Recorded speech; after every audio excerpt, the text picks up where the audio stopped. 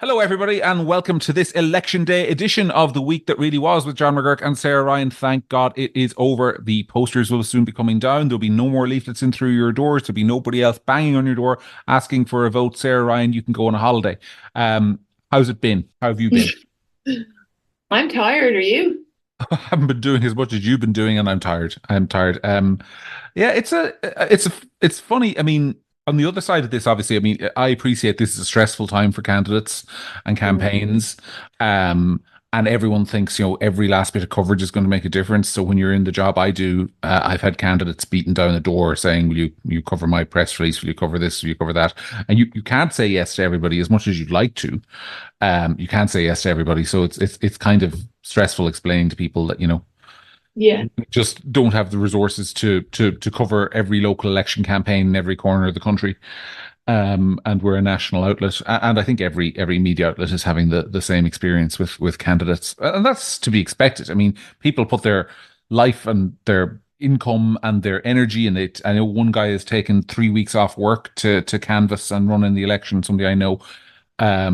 So like they're giving it everything, and they would like their efforts to be recognized. And so I appreciate it's a stressful time for everybody, except for the undecided voter who just has to go through their leaflets and decide who they're putting number one at random, basically. I know. I'd like to go back to being one of those people next time. Yeah, Um, I am actually. Well, my wife is more undecided than I am, but there's literally a pile of Litcherum Taucons on the kitchen island in our house that she keeps saying she's going to go through before she votes tomorrow. She's one of those voters. She knows who she's going to mark last on the ballot paper, but she doesn't know who she's going to mark first. So she's going to vote the whole way down to keep one particular candidate from getting elected. I won't say who it is; that wouldn't be fair. But she actually hasn't decided who she's going to put at the top of it yet. right. Uh, so, whereas I'm different. I know who I'm voting for. Well, But you did the smart thing, and that you didn't marry a fellow anorak. You married a normal person, yes, um, and a lovely normal person at that. But us nerds, us political nerds, which I'm sure makes up a lot of the people who listen to this podcast as well, we always know. I mean, we always know way in advance who we are and aren't voting for. I think. well, it's Uh, fun. It's funny you should say that because like I've been going back and forward on my number one in Ireland South for a couple of weeks. I basically decided, and if you're the candidate who's listening, who I told you I was voting for the other day, I am. But I was back and forward between a couple of people for the one, two, and three on my ballot paper are very close. Put it that way. And then I'm sure you're giving real thought to your number seven as well, though, John. Knowing you. not no, not really. I have it in kind of groups, so I know who my one, two, three are. I know who my four, five, six are, and I have a fair idea who my seven, eight, nine are. And then after that, just probably kind of some kind of who do I like least kind of approach. Hmm. So yeah, it's Well, I don't, I mean, I'm decided on my vote. well, Um, you'd want to be yeah. decided on your vote now. To be fair, I mean, I have No, to well, be sort of secret about who I'm voting for. But if you're not voting number one for a particular candidate, there's something very I was wrong. I was really thinking about my local election ballot, but Hmm. yeah, I'm 100% decided on voting Niall Boylan number one on my European ballot, John, just for clarity. Um, but yeah, I'm happy that it's over. I'm wrecked. I think everyone is. I think the public are tired. We're tired, and everyone's had enough. Which is always the way. And I think the last couple of days of campaign are always funny because really, for the most part, the cake is cooked. And but everybody's trying to busy themselves with doing something because they think something means something when it probably doesn't. Um, Yes, and I obviously have experience from being in your job in previous campaigns, and I always the last week of an election campaign is always an emotional roller coaster for candidates and people involved in their campaigns. And I think I said to you in a conversation at the weekend that you were going to have this week at least one day where you thought all is lost, there's no hope, we might as well quit, we're going to be lucky to get 10 votes, and then you have another day when you thought actually this is fine, we're going to do pretty well. yeah, Have you had those days? yeah, and that's the name of the game. And then also what happens in the last week, and anybody apart from yourself who's listening, who's been involved in campaigns, know that like because when you combine a number of things, which is tiredness, stress, anxiety, people, everybody, myself included, you start to fixate on thinking things are bigger than they are and mean things. And, really they don't. I mean, what's going to be is going to be at this point. And I think it's been a really interesting election in loads of different ways that we can get into. Um, but um, it's also been kind of enjoyable because for me, we do this podcast and I've been involved in, a couple of referendums or whatever, but I haven't canvassed in many, many years. I haven't gone out and met people in many, many years. And I think that in this way. And I think that when you do it, it gives you a real insight into where people are at. And, it's not that I was like particularly clueless as to what people were generally feeling, but there was a number of things that's come up across on the course of the campaign that have surprised me. Starting at the top, I would say, and we discussed this for a long time on the podcast now, but Sinn Féin are in really big trouble. And when you go canvassing, and it started, when we started properly canvassing, say 6 weeks ago, I could feel it. It's getting worse and worse and worse. It's like, there's a negativity that's really solidifying around Sinn Féin. And I think that people will be surprised this weekend at what their results are.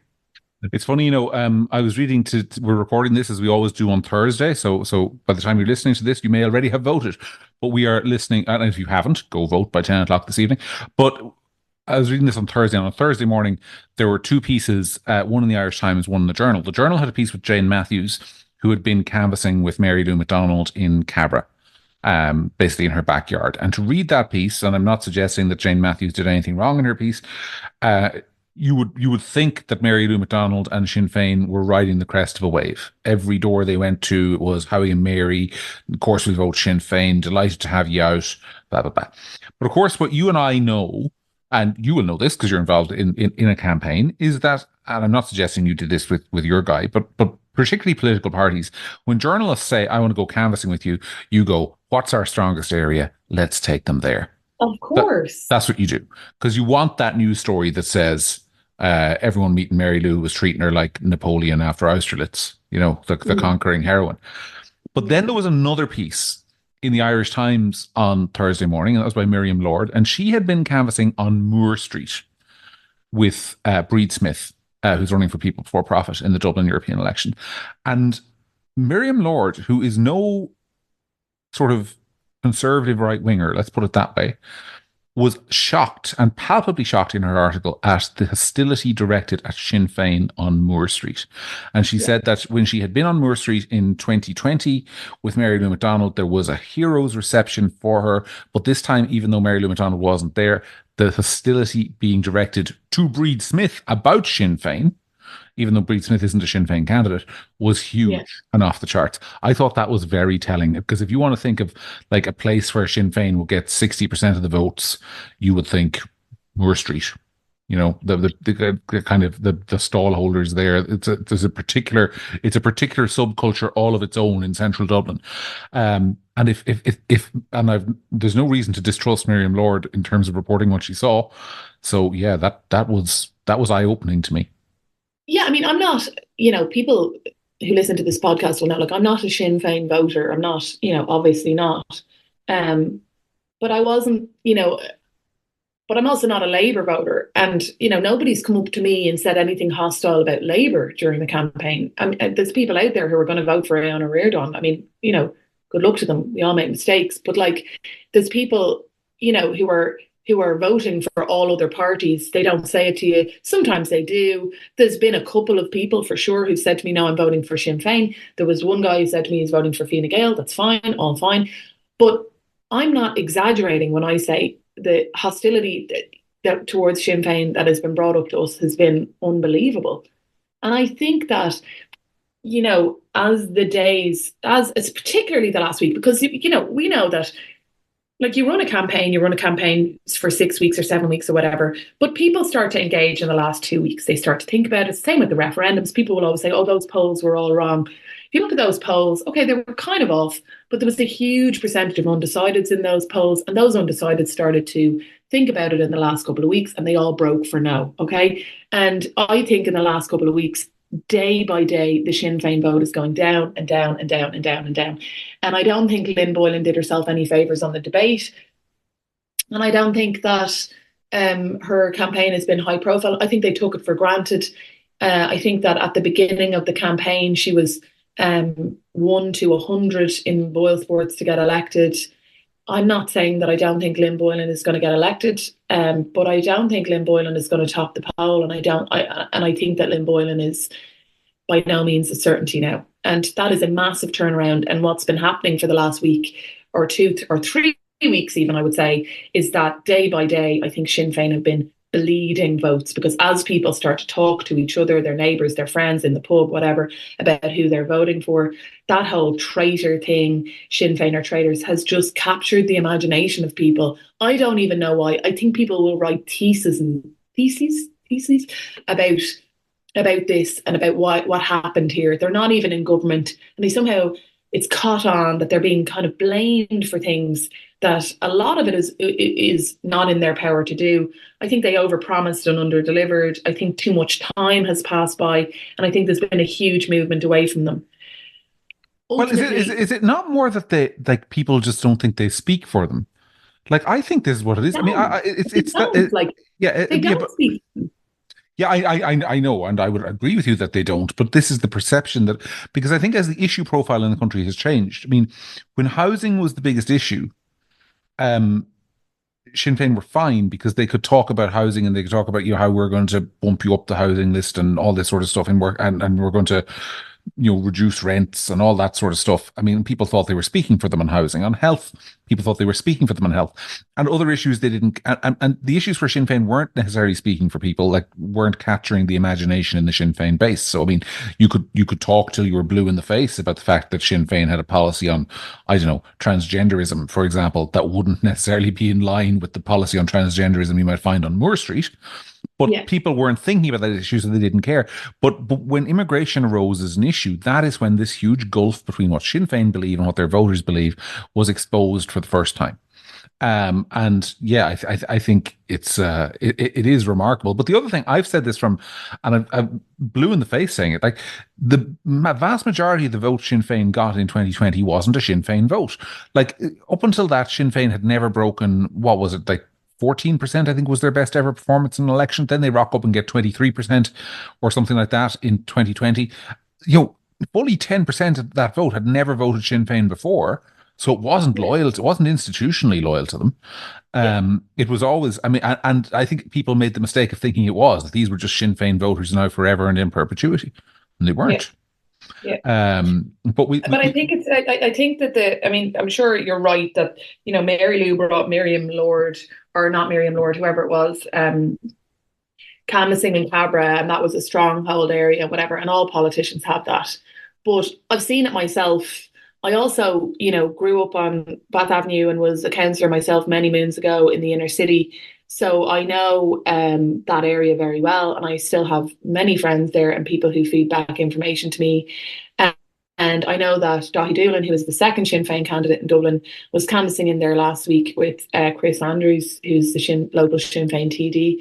You might remember him, John. He used to be a Fianna Fáil TD until he set up a fake Twitter account to secretly abuse his political opponents and myself included. Do you remember that? And then he got caught.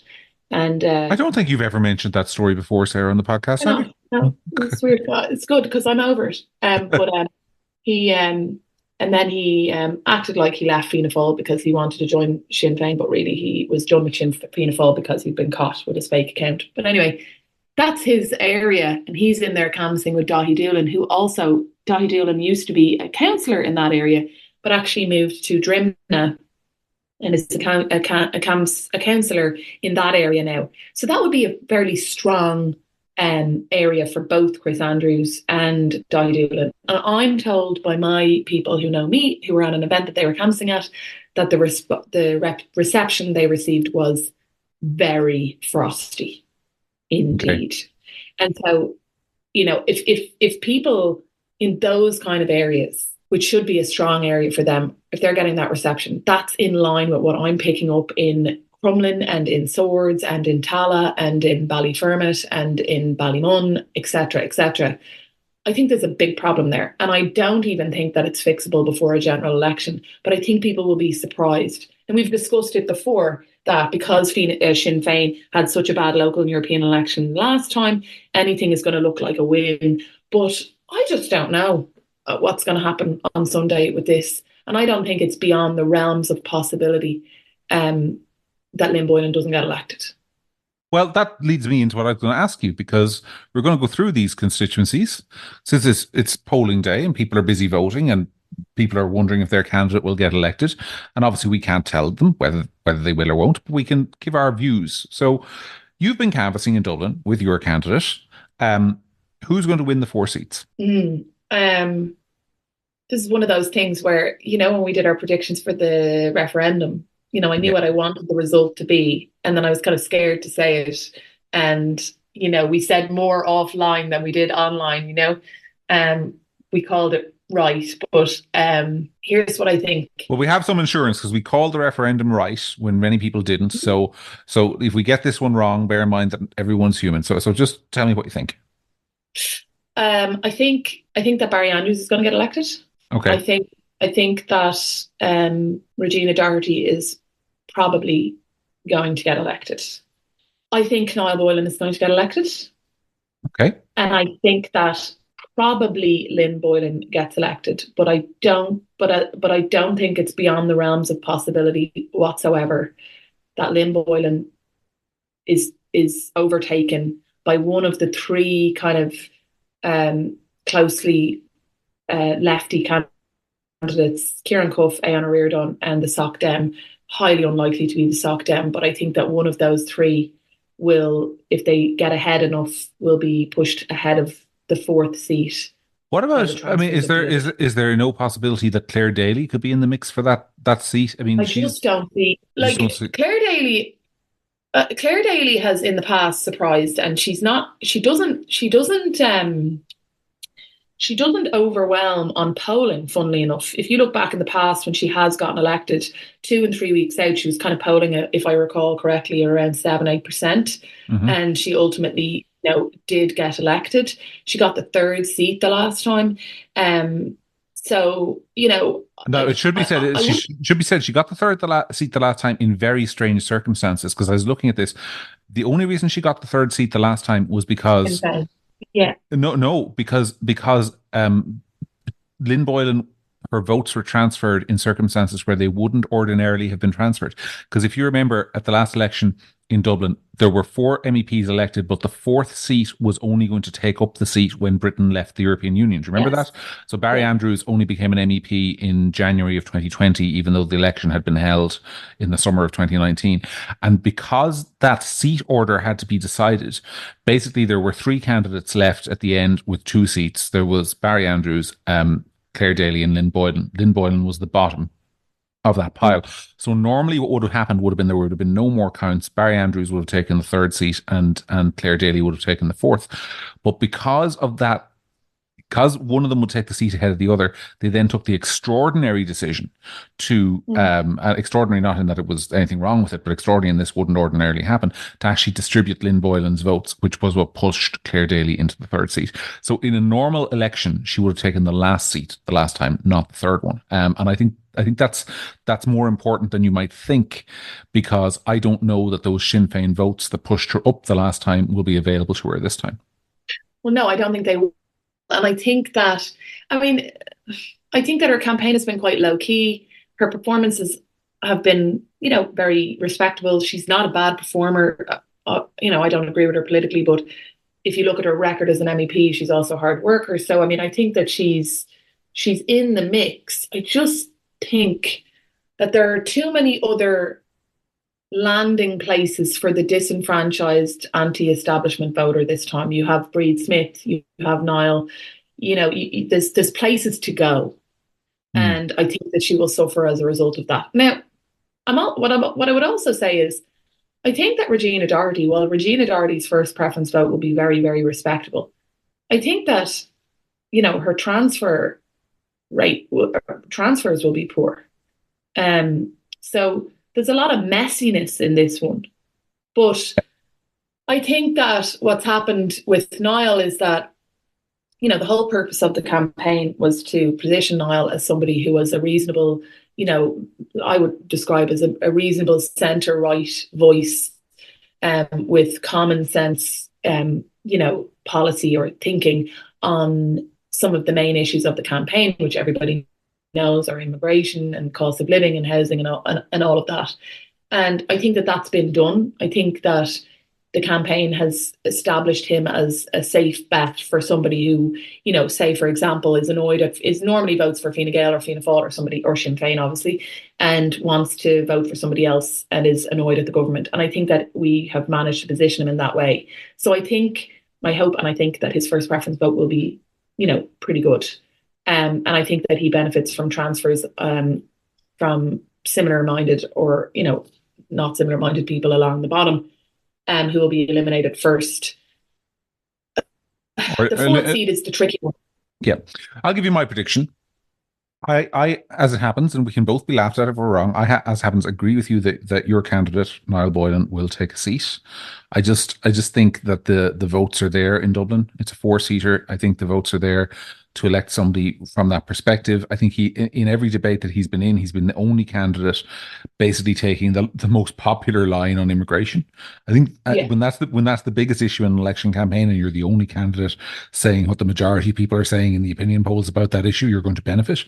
Other candidates, I have to say, like Malachy Steenson, for example, would argue that they haven't had the chance to put their message out there. And I think RTE's performance across the board in the elections has been a disgrace, in that it has suppressed the votes or suppressed the platform to candidates running on an oppositional message. And I think to claim to be a public service broadcaster and do that, I mean, everything RTE does almost every month of every year vindicates my decision not to pay the TV license fee. And I've said it again, I'd go to prison before I pay that thing, because they are not a public service broadcaster. And this election, I think, has proven that. However, reality is what reality is. And I think your candidate is the best positioned to benefit from that. I think Sinn Féin will get elected. I think Lynn Boylan will get elected on the basis that there are just so many votes in that broad left-wing family. If you buy the idea that Clare Daly is in trouble, and there was a huge transfer between Sinn Féin and Clare Daly the last time in the Sinn Féin to Clare Daly direction, I think there'll be a similar one from the core Sinn Féin vote. Once they go 1 Boylan, 2 Doolan, or 1 Doolan, 2 Boylan, I think a lot of those votes will go number 3 Clare Daly. So, and vice versa. I think a lot of Clare Daly votes will go Sinn Féin number 2. So I think Sinn Féin will get across the line. And I also think there's a soft left seat there for the taking, because there's enough votes between Labour and the Social Democrats and the Greens for a seat. That leaves one of Fianna Fáil or Fine Gael not taking a seat. And I think this will be the shocking result. I genuinely think, and I could be entirely wrong, maybe the first preference vote for both parties is high enough, but I can't tell you which it will be. But I think one of Barry Andrews or Regina Doherty are going to significantly underperform their opinion polls in this election. Well, it's funny you should say that, but when the election started, right, I thought that Barry Andrews, because if you just looked at the party numbers, that the Fine Gael number in Dublin was higher than the Fianna Fáil one, and based on that alone, my prediction on day one was Doherty, Boylan, and Daly. And I think Barry Andrews' campaign has been better than Regina Doherty's. I think Regina Doherty is not as good a candidate as Barry Andrews. I think Barry Andrews is more competent than Regina Doherty. And I think he has incumbency. I think he has better name recognition. So I think that it's her who will lose out if one of them loses out. Well, I don't know. I couldn't call it, but I just think that I'm not sure there's a seat for both of them. I think that, first of all, there's an anomaly in the polls, because the polls seem to be suggesting that Barry Andrews, for example, would perform better in Dublin than Fianna Fáil would perform nationally. Those don't add up. Like, Fianna Fáil never does better in Dublin than it does in Connacht, Ulster, or Munster. That suggests either Fianna Fáil are being underpolled nationally or Barry Andrews is being overpolled in Dublin. And Regina Doherty, I mean, I just think I've watched her campaign, and I just thought to myself, okay, I can see how the loyal blue shirt voter is going to vote number 1 Regina Doherty, but I just don't see where her transfer appeal comes from at all. I mean, if you're not convinced by the idea of sending old nine genders to Brussels, number one, you're not going to vote somebody else and then go number two in huge. Some people will, but not in huge numbers. I wouldn't have thought. So yeah, I just think one of the two of them will have a surprisingly disappointing day. I'm not sure which one yet, but I think one of them will. Because and the other problem they have is that they are each other's biggest potential source of transfers. So if you're a government supporter, you're going to go Doherty 1, Andrews 2, or Andrews 1, Doherty 2. And yet, you know, outside of that, I'm not sure where their transfers are going to come from. So yeah, so that's my call on Dublin. I think one of Fianna Fáil or Fine Gael is going to have a very disappointing day. I'd be surprised if the polls are right and they take both seats. But I could be wrong. So what you're saying then is we'll allow you the one Fianna Fáil or Fine Gael, one between Labour, Green, Soc Dem, and Daly, because Daly could benefit from that kind of lefty vote as well. I'm not like you're not ruling Claire Daly out, but I think there's one seat from that left block. I think there is one seat for Niall Boylan. I think there is one seat for Fianna Fáil or Fine Gael, and I think there's probably one seat for Sinn Féin. Right. That's not. If I was making a brave prediction, I would be predicting the candidates. So I'll do that. If I had to call it, the four MEPs will be in order in which they are elected: Regina Doherty, Niall Boylan, Lynn Boylan, and I think Claire Daly will hang on. Interesting.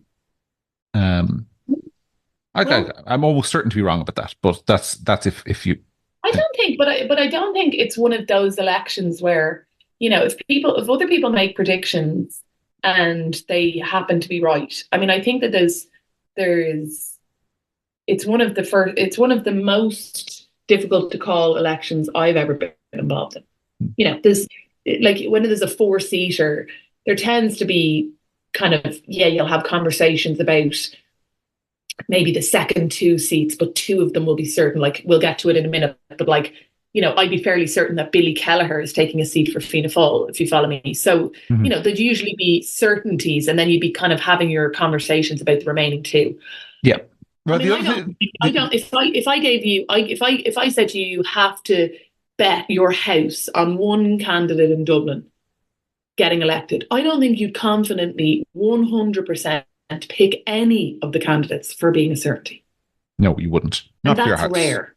Not for your house. Yeah, but that's my point. But I'd probably put my house on Billy Kelleher getting elected. Yeah, well, let's first of all, before we move on to Ireland South, I just want to say in relation to this, the other factor is, and people should be prepared for this, because we live in an internet age where everyone wants the results now. They want to know who's won. You're going to cast your vote today on Friday. You're going to wake up tomorrow and all you're going to hear is rumors. You're going to hear rumors that, such and such a European candidate is doing particularly well in this area or whatever.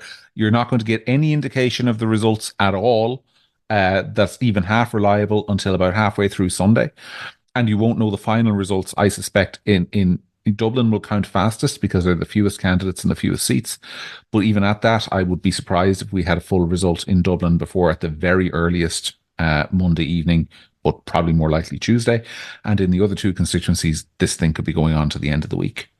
That's the reality.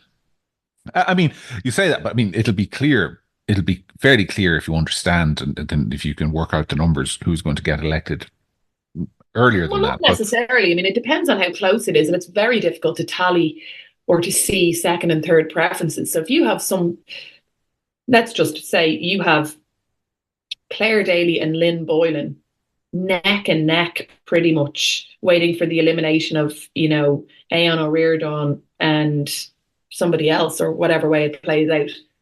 That'd be very hard to call. Yes, it would. Yeah, it would. It would. So it'll go on a while, folks. It will go on a while. So we have a full week of this ahead of us. Let's talk about the other 2 constituencies in which you are, in fairness, less expert. Let's start with the one I live in, which is Ireland South. There, I think things are much more straightforward. You said you would put your house on Billy Kelleher to take a seat. I live here. I would put my house and 2 others, if I owned them, on Sean Kelly to take a seat for Fine Gael. The Farmers Journal poll at the weekend had Sean Kelly taking 33% of the farming vote alone. He has a very strong base with the GAA and a good reputation with the farming community down here. I think he's also somebody who has successfully, and I think this is something that MEPs can sometimes do, what was his name? Brian Crowley did it for years at Fianna Fáil, where he used to get like 40% of the vote on the first count. You can separate yourself a little bit from the party brand, and I think people need to understand that with Sean Kelly. A lot of his vote is a personal vote. It's not necessarily a loyal Fine Gael vote. And I think he will top the poll, and I think he'll be elected probably on the first count. Mm. Then I think Billy Kelleher is safe as houses for Fianna Fáil. Fianna Fáil has always been their strongest region in the country is Munster. It's where most of their big beasts live. So he is safe as houses. And I think Michael McNamara, as an independent, is going to cruise in. He's not going to necessarily be near the top or at the very, very top on the first count, but he's going to benefit so much from the elimination of other independent candidates. Because, I mean, there's just a vote that will go independent 1, 2, 3, 4, 5, and 6 and 7, 8, 9, 10, 11, and 12 in this case. He will cruise into a seat, is my prediction. Sinn Féin will take one, I think we can say. And then the problem, as is the same in the other constituency, is where that last seat will go. And it could go anywhere. I just want to say something. I would keep an eye on Derek Blyg. Stop. Every opinion poll that has been done of the Ireland South constituency has put him at a minimum of 5%. Now, if that translates to, I mean, this is a 5-seater, bear in mind. The last candidate to get elected is almost certainly going to be elected without reaching the quota. If that 5% were to translate on the day into, say, 7, 8% of the first preference vote, I think he could. I mean, I've been surprised by the number of, and I'm going to say this not in a pejorative way, because I know there are probably people listening to this podcast who are convinced Derek Blyg fans. But I've been surprised by the number of normal people. I was at an event in my local town last week. I was talking to somebody entirely, apolitical, who said they were voting for this guy Derek Blyg. I don't. I'm not saying he'll take a seat, and I think on balance he won't, because I think there are too many left-wing transfers as both what he will. But I'm just saying keep an eye on him. I think he could surprise, especially if it is a day where sort of there's an anti-government mood. I think he could surprise. That would be fast. So I'm saying stop because that's not even something that occurred to me. I don't know much about him. Is he running a campaign? Well, that's one thing he has of the sort of and when I use this term, I am not using it to describe him. I am using the term that the media would put him in. Of the, in inverted commas, far right candidates, he is the one, along with Michael Leahy of the Irish Freedom Party. They're the two, in fairness, who've been running what you might call traditional campaigns. So he was first out with his Literature Taucon. He's been around the constituency. He's been canvassing. He's been running a very effective social media campaign. The kind of as effective a guerrilla marketing campaign as you could hope to run.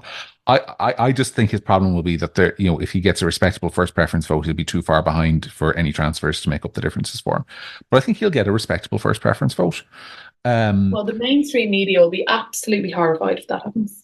Well, that's it. That's it. I mean, he is, that could be their story, so to speak, because I'll be shocked for saying this, but I just don't think anyone else in that stable nationally is going to make a big splash at the European elections. So I would keep an eye on him as maybe. How many candidates is running on that ballot? So in Ireland South, there are 23. So if he gets like 5 or 6% and they start eliminating people along the bottom, so he could kind of. Yeah, I think ultimately he'll run out of transfers. He'll run out of people to be eliminated to get him ahead. And then I think the problem is once the eliminations reach a certain stage, you start getting to people like the Labour candidate and the Social Democrat candidate and, so on and so forth. And then he'll be overtaken if he's, I just don't see there. And there won't be like a lot of those votes will also go to Michael McNamara, who'll be ahead of him. So yeah, I don't think, but I think he will have a very creditable performance in the election. And bear in mind, people forget that in Irish elections, if you're getting in a European election 5, 6, 7% of the vote, that is a very credible performance, which guarantees you're getting your deposit back. Yes, and I mean Saoirse McHugh, who's apparently a fixture on RTE television because she got, I think, 8% in Midlands Northwest in 2019 as running as Green.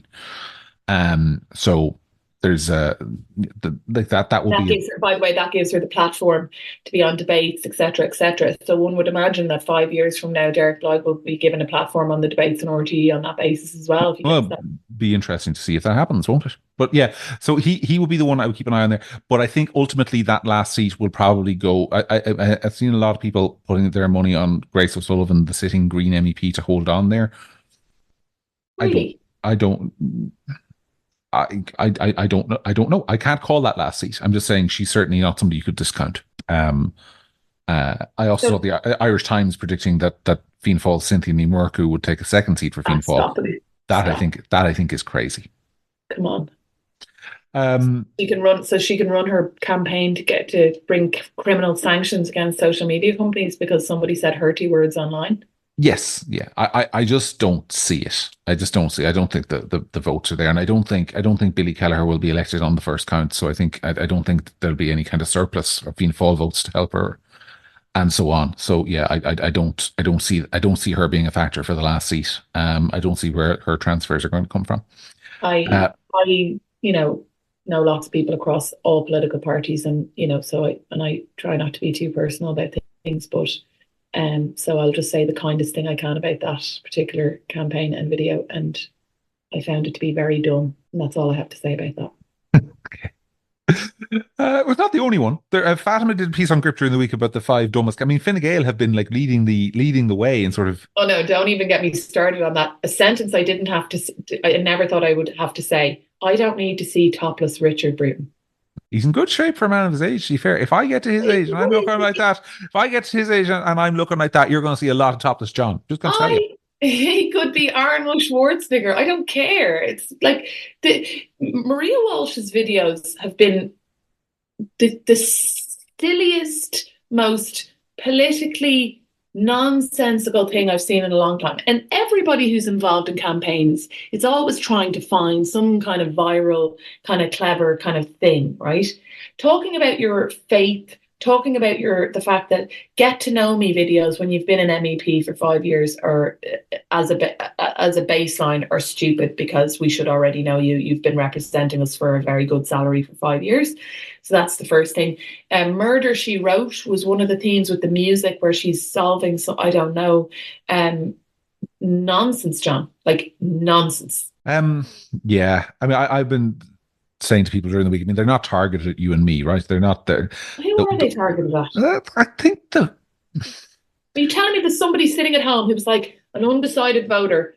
He's sitting at home saying, I don't know who to vote for the European elections, and then goes, oh, just saw the most gas thing where Maria Walsh MEP is pretending to be Angela, whatever, from Murder, She Wrote. She's done this video where she's running around typing things and solving mysteries. Isn't that gas? I think I'll give her my number. Voters are funny, though. I saw somebody from Midlands Northwest during the week who's voting for Luke Ming Flanagan, number one. And I said to him, I wasn't trying to dissuade him from voting for Luke Ming Flanagan, number one, but I was like, but sure, you wouldn't agree with him on anything. It's like, you're the most. Like if I told you that there was a cannabis plant in your garden, you'd run out and hack it with a spade in case you'd be arrested. Like you're very straight laced. You wouldn't be voting. He said, "Yeah, but I like him." Like, I really think that in a campaign where you don't get to meet the candidates by and large, you're only seeing them on TV. Likability factor really matters, and I think that's what Fine Gael are trying to go for, is to make their candidates personally likable. I'm not sure it's working. But I think it's very. I think it's actually, and again, I'm surprised that I'm saying this, but I think it's actually a bit of a disservice to Luke Ming Flanagan to compare him in any way to Maria Walsh, because I can see and respect actually why some people would vote for Luke Ming Flanagan on the basis that in their debate on RTE, he gave some of the best political responses to debate questions I've seen. I mean, he was, and this is, I'm saying this because I'm fair, and I wouldn't vote for Luke Ming Flanagan because he has a very different philosophy from me on probably everything. Okay. However, when he was asked about, like, for example, one of the questions he was asked was about how he went to Europe initially as quite an anti-EU person, and now he seems to have shifted his view. And his answer was poetry, John. I mean, it was one of the best answers I've ever seen anybody given. He was measured, he was calm, he was competent, he was able to give very factual, very clear examples of how he has delivered for his voters, particularly farmers, how he's done it, what committees he's been on, what he said, what he's done, and what he's proud of. I mean, it was a very, very, very good performance. I'm sorry, there's other people who are on that debate who I like, but you couldn't fault him. So if somebody says to me, I'm voting for Luke Flanagan, I like him, I saw him on the debate or whatever, I can't really argue with that. But yeah. I'm talking about somebody who says they're voting for Maria Walsh because she did a video where she says she doesn't drink. I could give a shite if you drink or not. Yeah. Yeah. She wants to now talk to you about her faith. Spare me. Yeah, and I've been picking up a fair bit of negativity towards her, just in people I've been talking to as well, who would be from a sort of farming background, sort of extended family people who would be, I would have expected to be sort of Fine Gael friendly. Not so much. This is why I think Nina Carberry might be a good shout there. What's the story with, because I've been busy with my own campaign, but I've definitely noticed on social media quite a bit of chatter about the fact that Nina Carberry hasn't done any real media appearances. What's the story there? Well, so I think the simplest answer, and I want to say this in a way that, because I don't want to suggest that Nina Carberry is stupid, because I don't think she is. But I do think she's somebody who wasn't necessarily all that interested in politics above the superficial until she was recruited to run for Europe. And I don't think she has any command of the issues at all. So I saw this clip of her. I think she was interviewed on the RTE News, and she was asked about the D Hotel in Drogheda, where obviously they've turned into a migrant centre, and she had this answer where she said, "Yeah, and loads of people in Drogheda are really angry and they're really upset that the hotel has been turned into a migrant centre, and I understand that." And I was thinking, that's a terrible answer for you to give, because your party is the one who made that decision. And I saw people clipping it and sharing it on social media, and she just didn't have the savvy to answer that question in a way that wasn't going to cause her trouble. And I think the problem with her is she's not ready for prime time, put it that way. That's not to say she's stupid. It'd be like if I told you, Sarah, in an hour's time, you're going to go on television and answer questions about the Harry Potter movies. You would probably want to go and study up on what those questions and answers might be. I don't think she's done that in time to be a credible media performer in the campaign. And I think Fine Gael have very cynically hidden her away, but to an extent that it's now been noticed. So, but that said, we're making predictions. So Fine Gael will take a seat in that constituency, dead to rights. Which one? I don't know. Which one of them it'll be? I don't know. But I would tend to lean towards Nina Carberry on the basis. Really? Yeah, I would, for a couple of reasons. Number one, just pure geography. She has that whole eastern side of the constituency, where actually called Midlands Northwest, but actually, the biggest single source of votes is in the sort of northeast corridor from sort of Dundalk over to Cavan Town, and then down, sort of go to Athlone, Draw Square to Dublin. That's where most of the votes in that constituency are. That's her half of it. That's where she's based. It's also a strong Fine Gael area, sort of commuter towns, middle class votes, and she has appeal to the farming community that Maria Walsh doesn't have, because she comes from that kind of blue-blooded horse racing rural background. I think she'll do well with the farmers, and I think she has fewer competition for votes in her part of the constituency. I think she might be ahead of Maria Walsh, and whichever one of them is ahead of the other is guaranteed to take a seat. But I also think that on a good day for Fine Gael, this is the one constituency where they could actually take 2 seats. I think Luke Flanagan is a cert to get elected. If he doesn't top the poll, he will take the first seat. I think Fine Gael are guaranteed 1 seat, and then the rest of them are kind of up in the air. Fianna Fáil are likely to take a seat, but not guaranteed. Sinn Féin, according to me, I would be shocked and amazed if they didn't take that seat, but the opinion polling I've seen has them touch and go to take it, with their 2 candidates kind of both on about 6 or 7% and splitting the vote evenly between them. That's not great. And then obviously there's another seat there which will go to, I think, Peadar Tóibín. I think Peadar Tóibín will take a seat. And not Pierre Malooly? Well, if it's not Tóibín, it'll be Malooly, and if it's not Malooly, it'll be Tóibín. But I think Tóibín has a more loyal voter base and will be trusted more by voters. I mean, that constituency has 28 candidates, more than any other. It has about 12 candidates all running in what you might call the sort of anti-immigration lane. Between them, they will get a whole bunch of votes that won't get anyone a seat or anyone in contention for a seat, but those votes will ultimately transfer. I think Tobin is likely to pick up more of them as the counts go on than Malooly, and I also think he's better placed to pick up votes right across the constituency as well, because he's got a party brand behind him. So he'll pick up 2 votes to the extent that they exist in places like Donegal, Mayo, and whatever. Whereas Malooly's vote, I think, will be more concentrated in the Midlands, because that's what he was. He was the Midlands correspondent.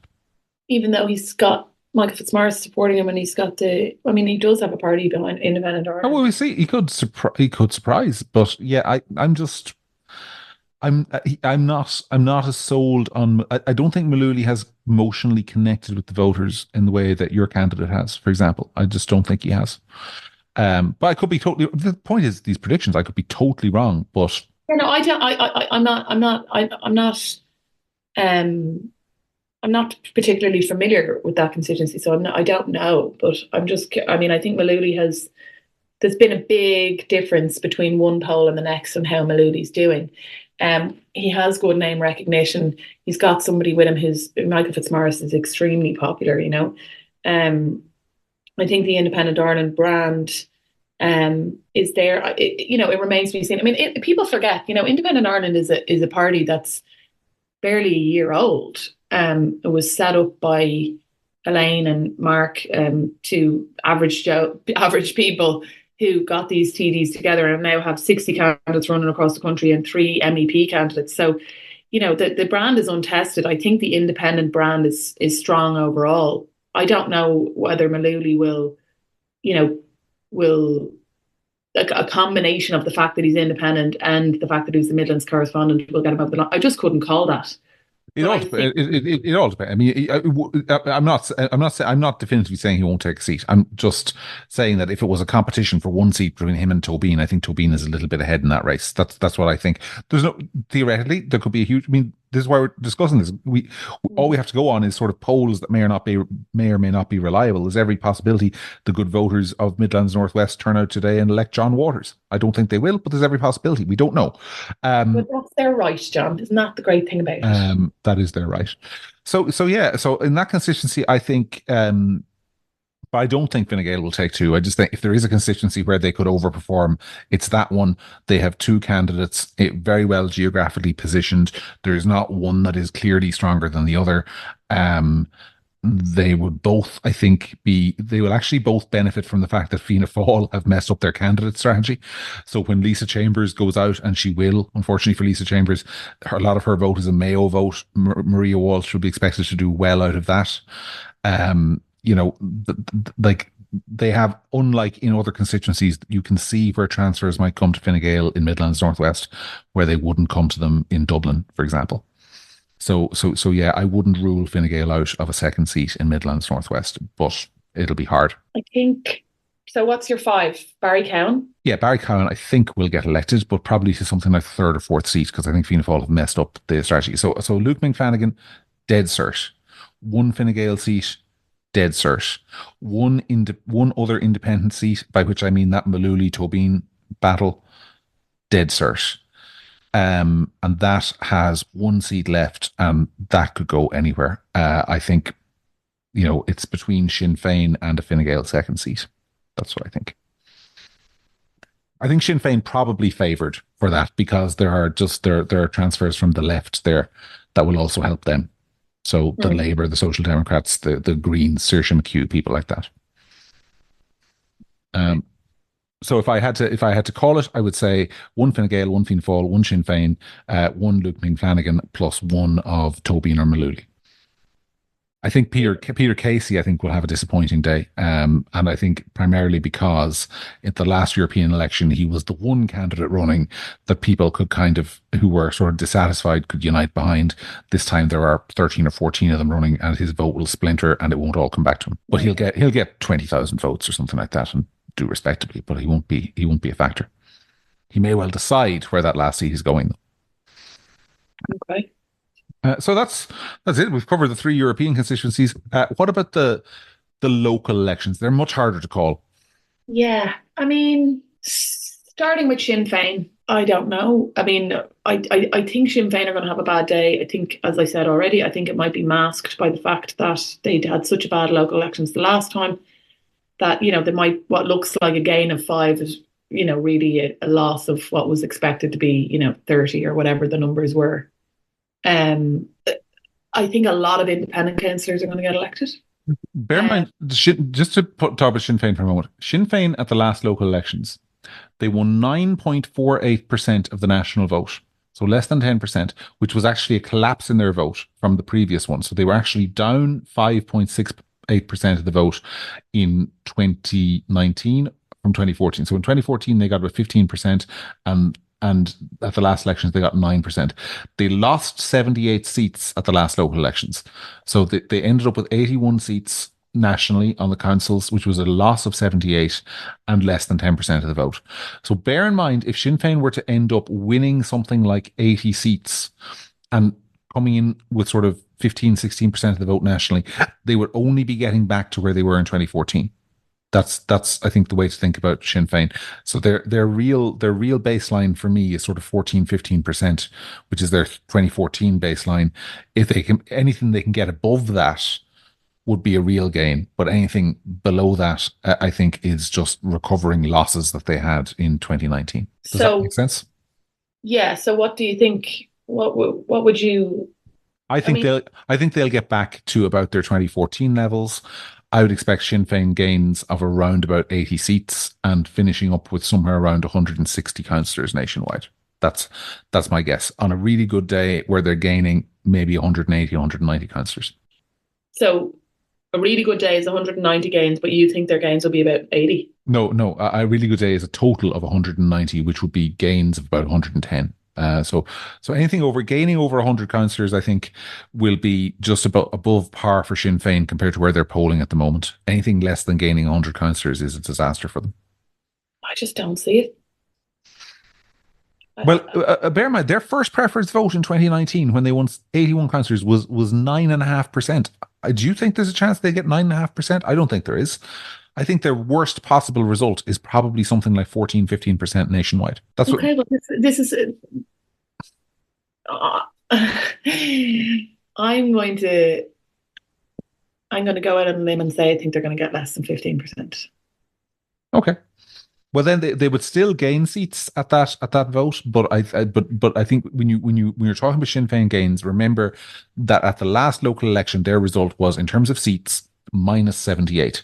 So to get back to where they were in 2014, just to get back to where they were 10 years ago, they need to gain 79 seats. That's the magic number for them, just to get back to where they were 10 years ago on local councils. I think they'll just about do it, but I'm not sure they'll do much better. But the thing is that will be written, that will be played as a success, where we all, anybody who's a keen observer of politics will know that's a disaster. So Yeah, for 10 years, they've just gotten back to the exact same position they were in. yeah. When any reasonable expectation 6 months ago, with the polling numbers they were at 6 months ago, would have said what? That they were going to get 300? They would have gotten 300, yeah, 300 plus, in fact. Which brings us to Fianna Fáil, because Fianna Fáil at the last local elections got 26.92, but 27%, and won 279 seats. So if you say Sinn Féin, if these local elections had been held a year ago when Sinn Féin were at 30% in the polls nationally, you could have expected Sinn Féin to win something like 320, 330. But I think somewhere around 150, 160 seats is going to be their baseline, basically. Fianna Fáil, though, Fianna Fáil actually will be the big losers, because Fianna Fáil won 27%, as I said, the last local elections. I think the most recent poll has them down 10% on that, roughly speaking, sort of 16, 17, 18% in the local elections. That's 100 seats gone. Unless, I mean, I think that's their baseline. If their losses are over 100, very bad day. Anything under 100 losses, they can probably say, well, we survived. But do you not think Fianna Fáil gain from just being kind of, and I don't mean this in a kind of, I don't mean this in a disparaging way, but more kind of beige compared to, for example, they gain from the hatred of Sinn Féin, for example, because they're just kind of not as offensive at the moment. No, Possibly. There's no Possibly. heat. There's no heat directed at Fianna Yeah, Fáil. but possibly, but the sums are the sums. Like, I don't see how the opinion polls are 10 points off and Fianna Fáil suddenly win 27% of the vote in local elections again. I mean, they're definitely going to lose seats. The maths are the maths. Like, Mm. first preference vote doesn't drop by 10% and you hold your seats. I mean, they might be cushioned in terms of some. I mean, I had a Fianna Fáil canvasser at my house last week, and she was a lovely, lovely young woman, in fact, and it's very charming. And I gave her my spiel about why I wasn't voting for Fianna Fáil, and it was just straight flipped over to, yeah, but these are local elections, and it gave me a list of all the stuff the local Fianna Fáil councillor has done in the area. So they're really trying to play up that kind of like, our local man isn't the national party, and don't punish him. And she actually said to me, "I should vote whatever way you want in the European elections, but he's a really good councillor. It'd be very sad to lose him." And we're not going to lose him because he's the one Fianna Fáil candidate in a six-seater, I think, so he's fine. But that was their pitch. So yeah, I think they have that incumbency factor that might Yeah, cushion them a little bit. But I and still, I think a lot of them are hard. A lot of Fianna Fáil councillors are, there's a kind of they're workers. So that does stand to you. I mean, local issues are local issues, and people do vote in local elections. Like, in the past, for example, for Fianna Fáil, there's been a massive disparity between the Fianna Fáil vote locals and Fianna Fáil vote the Europeans, mhm. because people vote for local guys sometimes despite the party. You know what I mean? Um, like Fianna Fáil, for example, are running in the local elections. A woman called Liz Watson in the southeast inner city, which is where I used to be a councillor. So that's like Ringsend and Pier Street or whatever. And she's from Pier Street. She's of that community. She'll be elected very comfortably, I feel, because despite the Fianna Fáil thing, if you know what I mean, just because she's a hard worker and she's in Mm. the choir and she's in this and she's in that, and she works and works and works and works and works. Like, do you know what I mean? So I think that there's local factors that affect some of this stuff. And a lot of the people I know in Fianna Fáil, and I'm not saying that other parties don't work, I'm just saying that local factors come into it. And I think Fianna Fáil councillors will probably beat the national vote in some areas for sure. Okay. That's true. But I mean, I just think both Fianna Fáil and Fine Gael, I mean, 279 outgoing councillors for Fianna Fáil, and some of them are retiring, but outgoing council seats held, 255 for Fine Gael. I think they're going to lose. If both of them come back with over 200 council seats, it'll be a great day for them. That's all I'm saying. I think both of them are likely to fall below 200 each. Sinn Féin, those council seats have to go somewhere, which is why I think Sinn Féin are going to pick up at least 70 or 80 seats.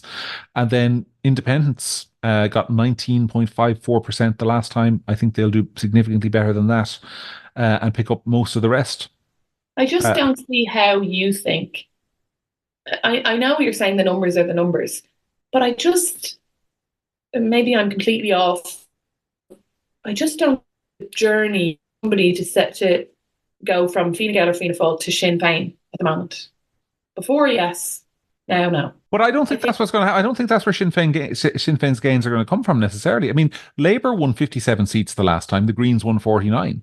Those two parties are going to both, I think, that's true. lose council seats. Sinn Féin will pick up some of those. The Social Democrats have 19 councillors nationwide. Are they going to hold them all? Maybe. I don't know. People for Social Profit. Democrats. Yeah, People for Profit have 7 councillors nationwide, most of them in Dublin. I actually think they probably hold most of those because they got that on one For point. Profit only have 7 councillors. Yeah, you wouldn't think that from all their outings in RCE, would you? But yeah, only Oh, 7 Matt, actually. all you ever do is hear about People Before Profit, and they have 7 councillors. Well, in fairness, Solidarity have 4, and I think they're counted as People for Profit Solidarity, so give them 11 in total. But so Aintree had 3 in the outgoing councils. I mean, they'll want to increase that. Aintree will be looking to at least hit double figures, I would think. Whether they will or I'm not saying they will, but I'm saying that's what they would be wanting Yeah. to do. And then you have Independent Ireland, who weren't obviously they weren't a party at the last election, but there are 12 outgoing Independent Ireland councillors. Independent Ireland will want to hold all those. But yeah, I think there will be gains for independents. There won't be as many as there probably should be because there are so many independents running that vote will Yeah. splinter and go various ways. That's the downside to not being in a party. There's less transfer loyalty there. But yeah, I think it'll be really interesting. I think an underrated story could be Labour struggling to hold its 57 seats.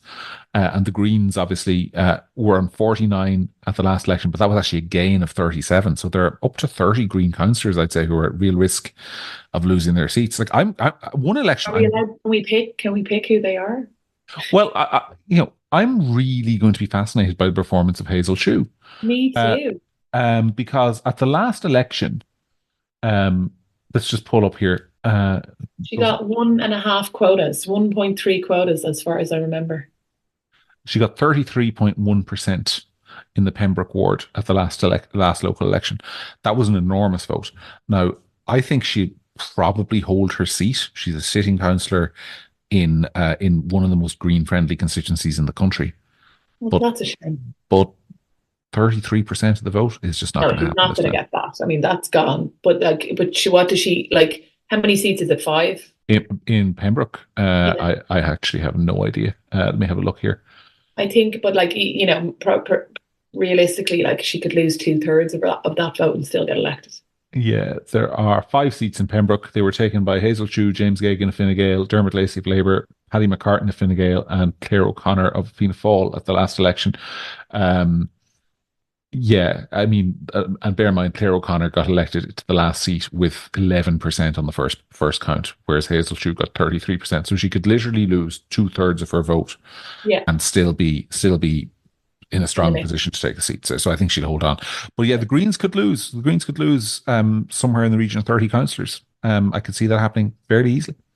So yeah, it'll be interesting. Anyway, we talked for over an hour about these, and it's going to be a fascinating Saturday, a fascinating Sunday, probably a boring Monday and Tuesday, but it'll go on for a while. So yeah, that's that. But it's the biggest story, obviously, over the next coming days. So we've given you our thoughts, folks. And if we are wrong, you can mock us. That's the implicit contract between. Well, I mean, that's the thing with putting your predictions out there. You'll be wrong on some and you'll be right on the other. I feel in my gut that there's going to be a number of stories arising from this election. And, there might be a big story about Sinn Féin. There'll be a big story probably about independence and how they do. And then there'll be other stories underneath, like Labour and the Greens and stuff like that. There's a lot in it. So there'll be a lot to talk about Yeah, and next there's week. another story too. And I said this in a premium piece I wrote during the week about my predictions, but I want to say it here on the podcast as well before we go, which is that the other story will be the sort of nationalists slash populists slash inverted commas. And again, I'm not calling them this. This is what the media calls them, far right. Mm. Like they are going to have to, I think next week, they are going to have to take a long, hard look at themselves because they had an opportunity in this election to make a big impact. And I'm not saying maybe I'll be the one taking a long, hard look at myself. Maybe they will sweep seats across the country. But like, I think you've got 4 or 5 little micro groups there full of different people who, for their own egotistical reasons, are all running in the election and are all going to cancel each other out. And I think in Midlands Northwest, in particular, when the votes are tallied up, if you add up all those candidates, there probably would have been a chance of a seat between them, which is not going to happen. I think it might be a similar story in Ireland South, and it might be a similar story in a lot of local elections around the country. So they will need to have a long, hard look at themselves, I think, after these elections, and figure out whether they want to be Twitter personalities or have an actual chance of making a political difference. Because this campaign has been an exercise in sort of how not to do it, which is no harm. Every political movement has to go through that, but I think that'll be. It should go down as for the inverted commas far right. I think it's an election that will ultimately go down as a very big missed opportunity for them, and probably an escape for the political establishment, who I think will come away with wounds but nothing crippling. That's my. I mean, I think when Fine Gael and Fianna Fáil hold seats that they will in all, maybe not Dublin, but at least one of those parties will hold seats in all 3 European constituencies. Maybe both of them will. I think they'll walk away saying this is fine. We can survive. We'll give people a giveaway budget and move on to a general election. And Sinn Féin are weak now. So yeah, I think that's what I think is going to happen. But we'll find out. Yes, I'm just happy it's over. Yeah. So am I.